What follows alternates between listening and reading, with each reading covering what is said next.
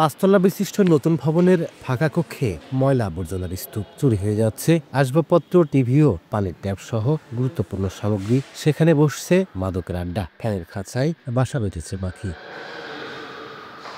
ব্যবহার না হয় দিন দিন নষ্ট হচ্ছে ঝিনাইদহের কোটচাঁদপুর উপজেলা স্বাস্থ্য কমপ্লেক্সের নতুন ভবনের গুরুত্বপূর্ণ যন্ত্রাংশ।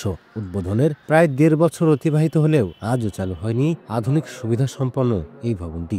২০২৩ সালের অক্টোবরে তড়িঘড়ি করে অসম্পূর্ণ ভবনটি উদ্বোধন করা হয়। পুরাতন ভবনে নানা সংকটের কারণে ভোগান্তিতে রোগীরা, তার উপর রয়েছে চিকিৎসক সহ জনবল সংকট। এত টাকা খরচ করে যে তৈরি করা হয়েছে অথচ এখানে কোনো রোগী নেই। বড় একটা বিল্ডিং করে বিল্ডিংয়ে কোনো ভালো ডাক্তার নেই, কোনোটা ভালো ইয়ে নেই, এত দামি দামি জিনিস এসে চুরি হয়ে যাচ্ছে।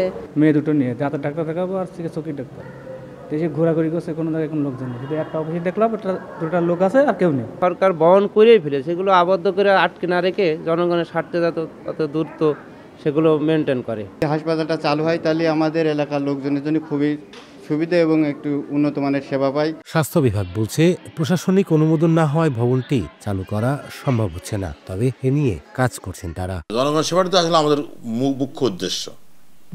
আমার চাই যে আসলে জনগণের সেবা পাক এবং দ্রুত চালু হোক। মন্ত্রণালয়ে পাঠাইছি, মন্ত্রণালয় থেকে প্রশাসন অনুমোদন হয়ে আসলেই আমরা চালু করতে পারবো। প্রতিদিন গড়ে এই হাসপাতালের আউটডোর ও ইনডোরে চিকিৎসা নিচ্ছেন ৬০০ থেকে ৬৫০ জন রোগী। লোটাস সোহাগ, সময় সংবাদ, ঝিনাইদহ।